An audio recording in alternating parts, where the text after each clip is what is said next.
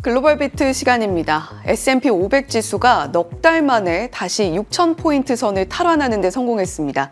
사상 최고치까지 이제 2.4%만을 남겨두고 있는 상황인데요. 지난 금요일에는 고용보고서가 발표가 됐습니다. 고용 데이터 하나하나 해석하는 과정에서 약간의 노이즈들이 끼고 있기는 합니다만 비농업 고용 데이터 자체는 그래도 견조하게 나타났다라고 반응을 하면서 3대 지수가 모두 상승하면서 마무리했죠. 그렇죠.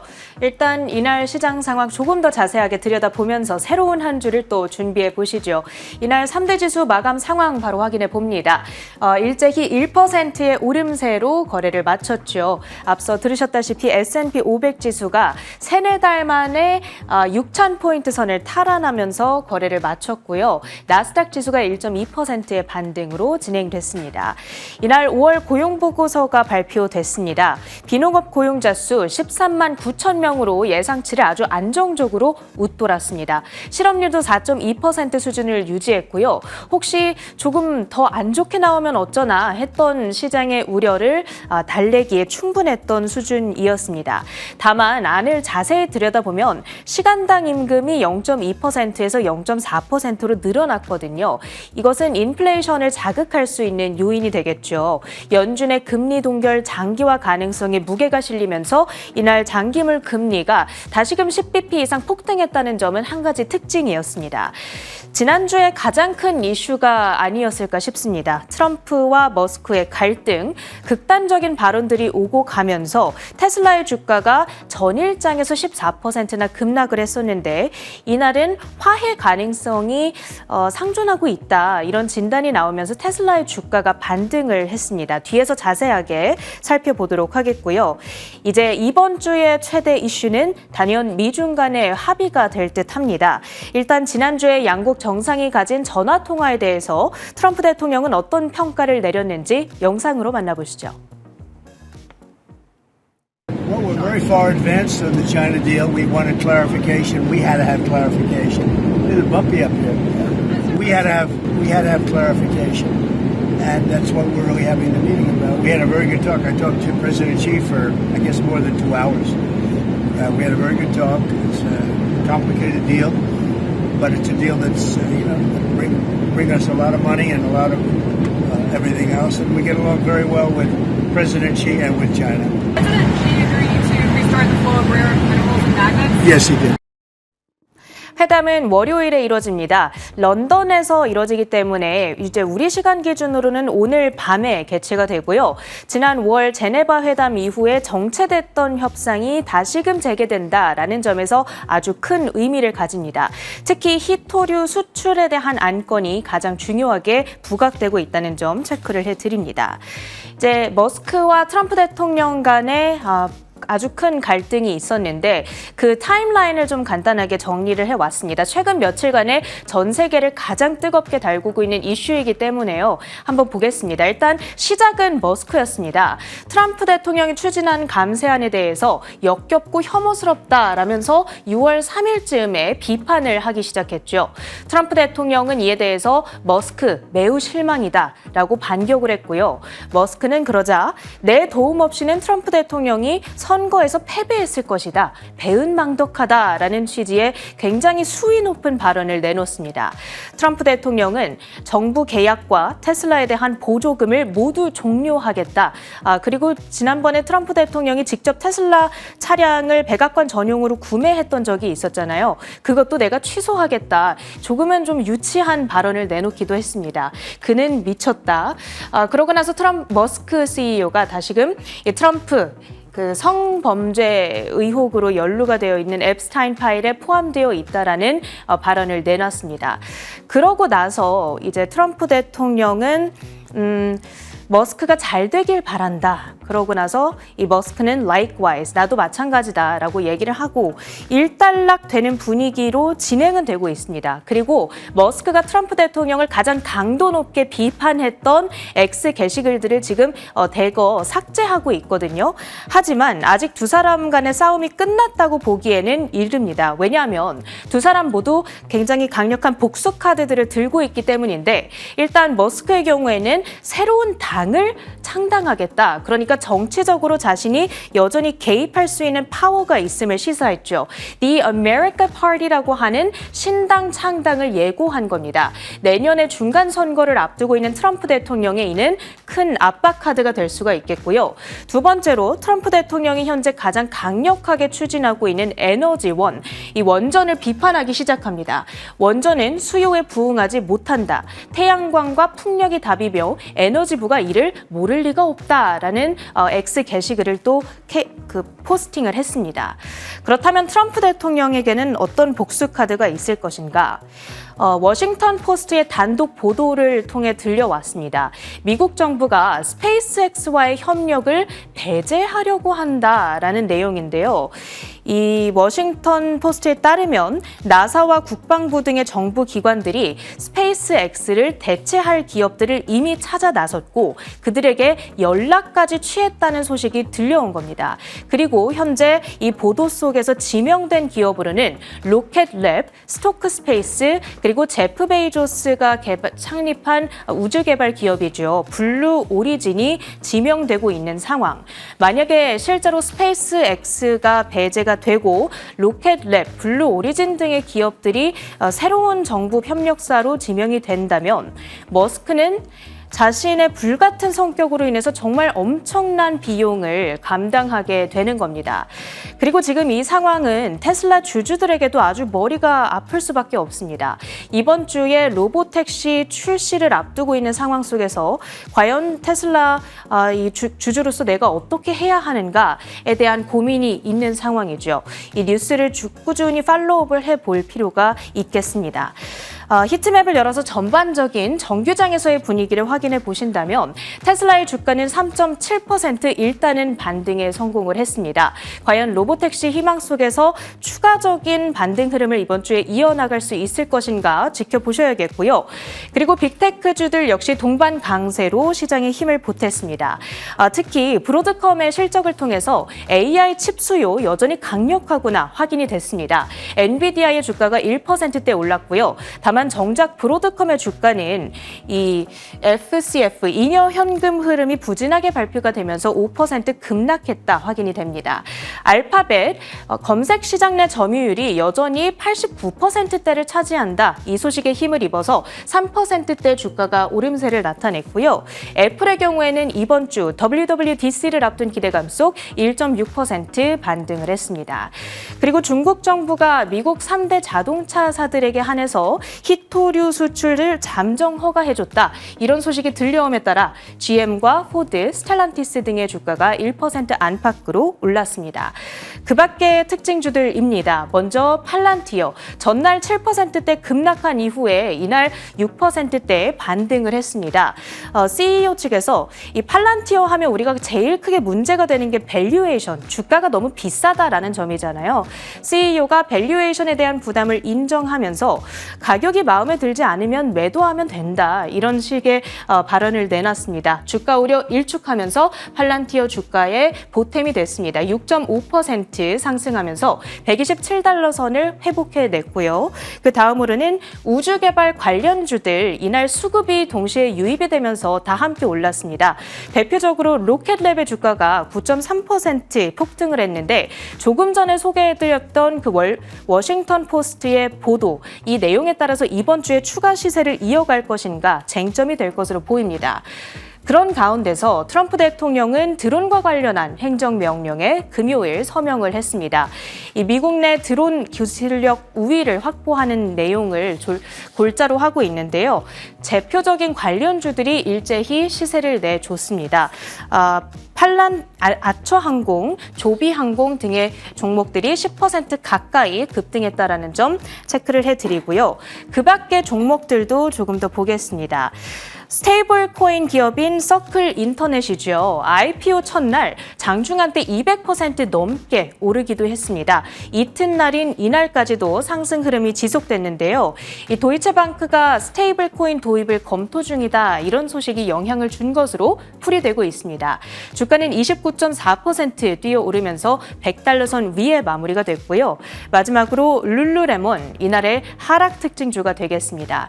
관세로 인해서 마진이 압박받고 있고 이에 따라 올해 전망을 하향 조정한다라는 코멘트가 들려왔습니다.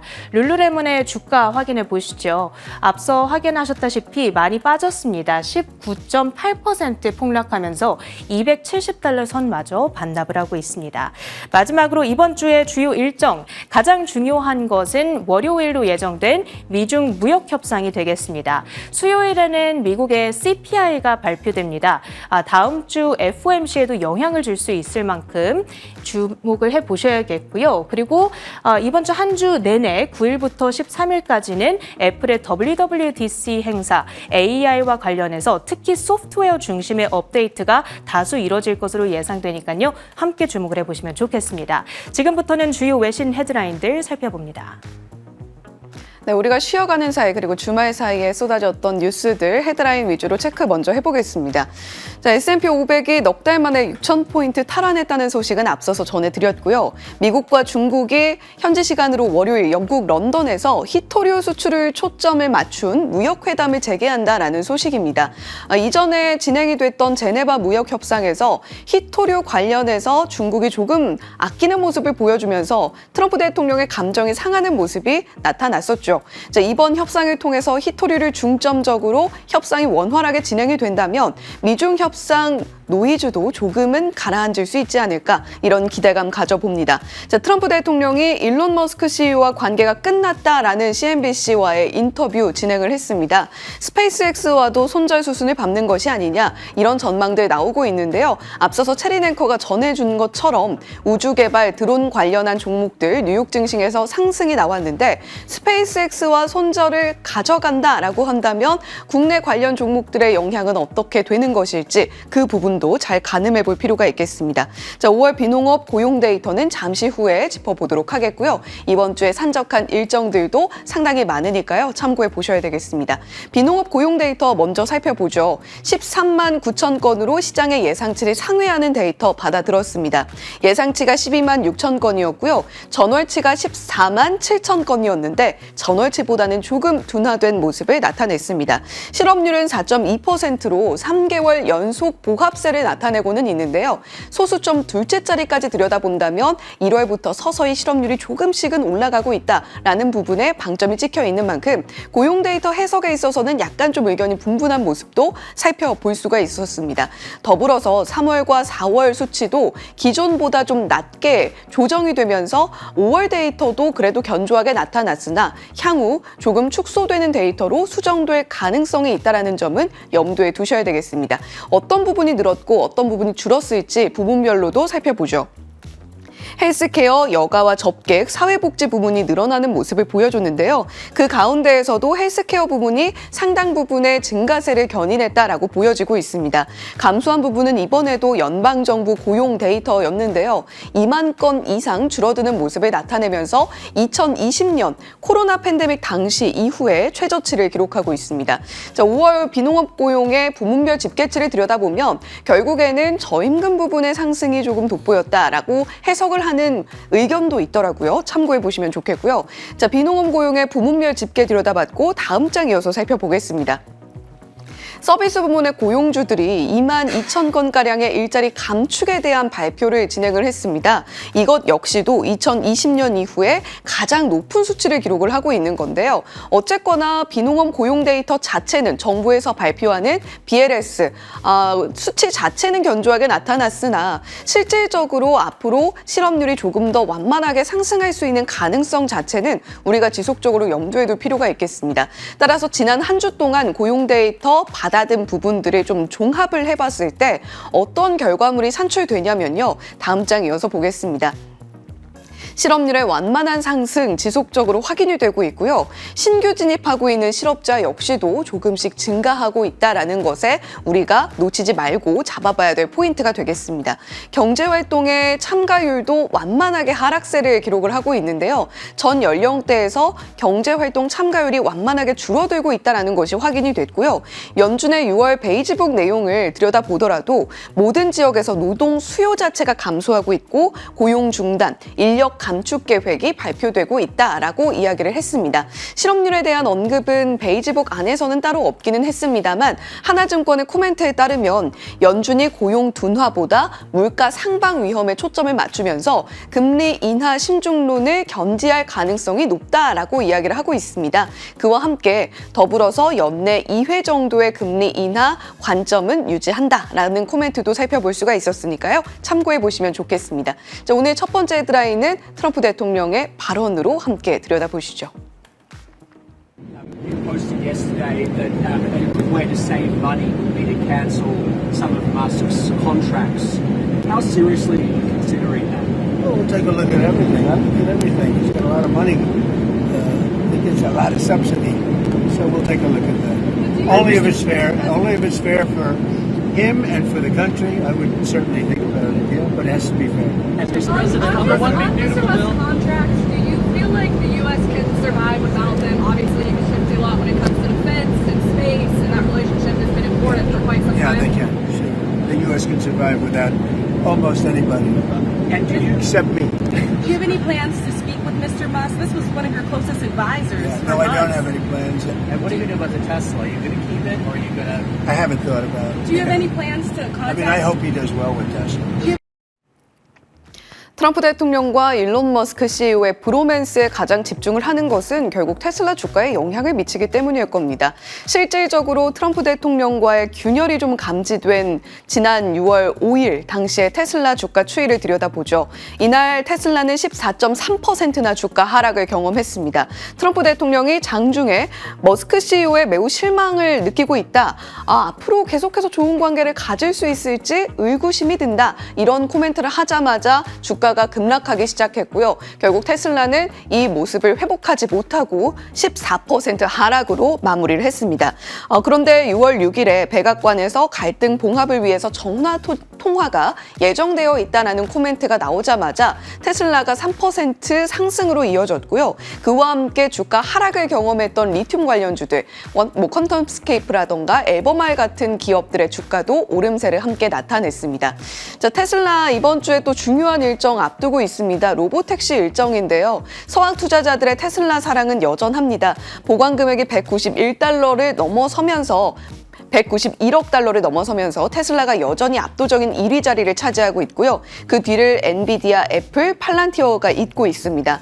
테슬라에 대한 이렇게 지극한 사랑이 이어지고 있는 가운데 테슬라 주가가 상당히 불안한 움직임을 보이진 않을까 걱정이 되고 있는 상황인데요. 테슬라의 개별적인 모멘텀에 집중하고 있는 웨드부시의 댄 아이브스 코멘트 들여다보겠습니다. 6월 6일 발간된 보고서인데요. 결국 이성적인 판단이 승리하리라 믿는다라는 댄 아이브스의 코멘트 가 있었습니다.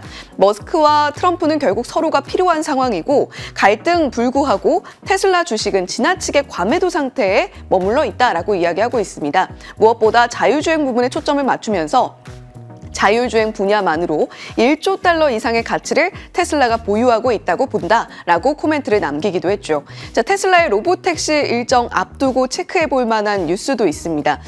지금 테슬라 옵티머스 관련해서 밀란 코박이라는 담당자가 퇴사를 결정했는데요. 이 분야를 아쇼크 에스로와 오토파일럿 VP가 맡게 될 것이다라는 보도 나오고 있습니다. 로보택시 자율주행 담당자로서 일론 머스크 CEO의 사랑을 듬뿍 받고 있는 인물이라고 하는데요. 일단 언론에 보도된 바에 따르면 6월 12일이 로보택시의 공개일이 될 것으로 예상이 되고 있는 가운데 그에 앞서 트럼프 대통령과의 깨진 브로맨스로 인해서 여러 가지 노이즈들을 겪고 있는 테슬라입니다. 로보택시 공개와 함께 주가도 다시 날개를 달아줄 수 있을지 함께 주목을 해보시죠.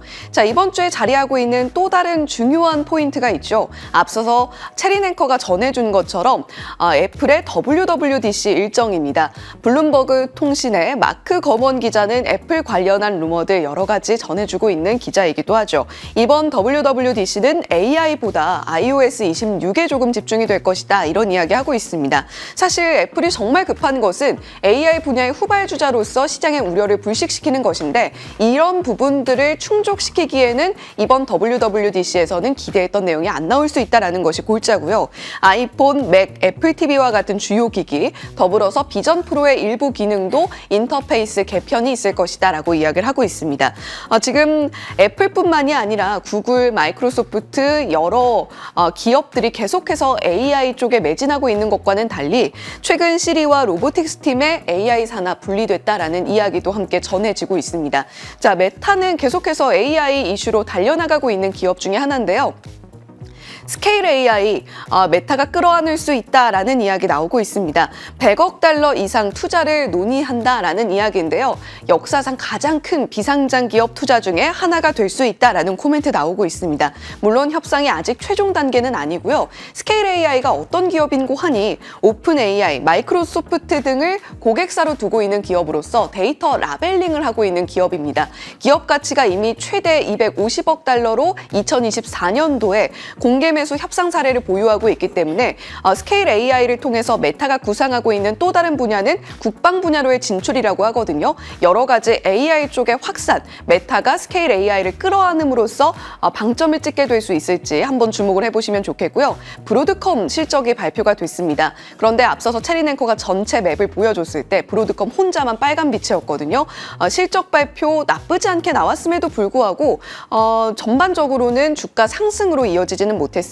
발표치는 매출액이 시장 예상치 20% 정도 상회했고요. 무엇보다도 회계연도 기준으로 AI 관련 매출이 42% 상승, 반도체 매출도 17% 상승, 그리고 소프트웨어 매출도 견조하게 나타났는데 어떤 부분들이 좀 불만스러웠던 걸까요? 아이비들의 코멘트를 좀 가지고 오겠습니다. 로젠블란에서는 목표가 340달러 제시를 하면서 가이던스 훌륭했다. 거기다가 하이퍼스케일러 고객사들 여전히 탄탄한 수요 보여주고 있다라는 부분에 방점을 찍었다면 HSBC는 240달러의 목표가를 제시하면서 중립 의견 나타냈습니다. AI 네트워킹 비중 전체 AI 매출 중에서 하락할 것으로 전망된다라는 부분에 초점을 맞춘 만큼 브로드컴의 향후 주가 추이 가늠하는 데 있어서 좀 참고해 보시면 좋겠습니다. 글로벌 비트였습니다.